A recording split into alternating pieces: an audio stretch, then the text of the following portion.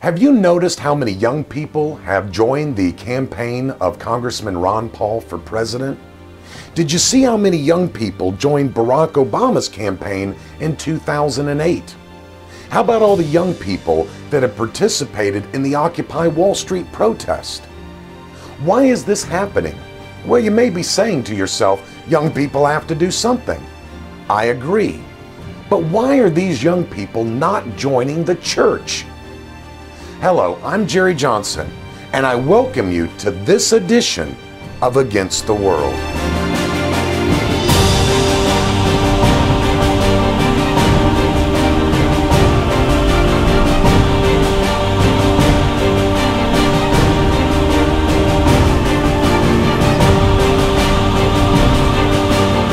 What these other movements have that the church doesn't have is they have a goal and an objective.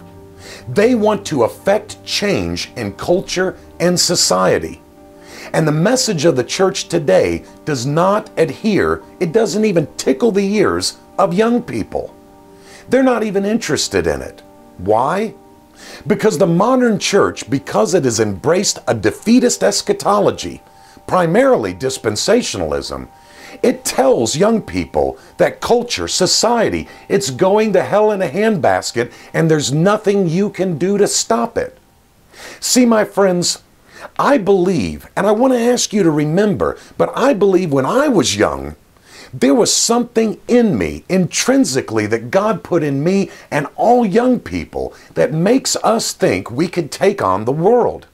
We have this I can do anything attitude, and if you tell me I can't do it, I'm going to prove you wrong. I believe we see this in the whole battle of Israel with the Philistines. It wasn't a seasoned army officer who went out to battle Goliath. It was a very young teenage David, the only one in the camp who wasn't trembling, who went out to Goliath and slung a rock at him, saying, "I come to you in the name of the living God." David had a vision for victory. He had faith in God and an objective to make God's name famous throughout the world, to see his kingdom spread like leaven does when it enters a lump of bread.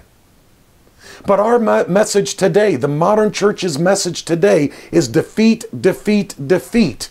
There's nothing you can do. Say the sinner's prayer, evangelize a few of your friends and family, and then simply wait for the rapture to happen.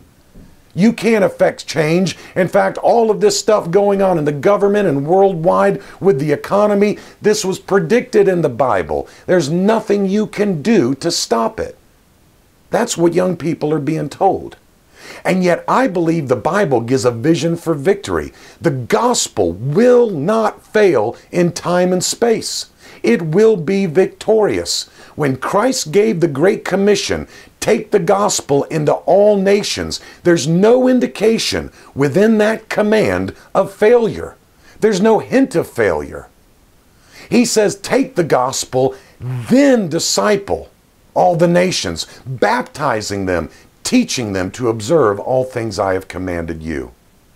If the church does not give up this destructive fascination with pessimistic eschatologies, which tell us there's nothing we can do to affect positive change in culture and society, then we will continue to see our young people leave the church and go to movements like Occupy Wall Street, Barack Obama, or some other political cause without the gospel in their hands. And that, I believe, would be detriment to the gospel in our day and age. Until next week, this is Jerry Johnson, standing contra mundum with the gospel, but against the world.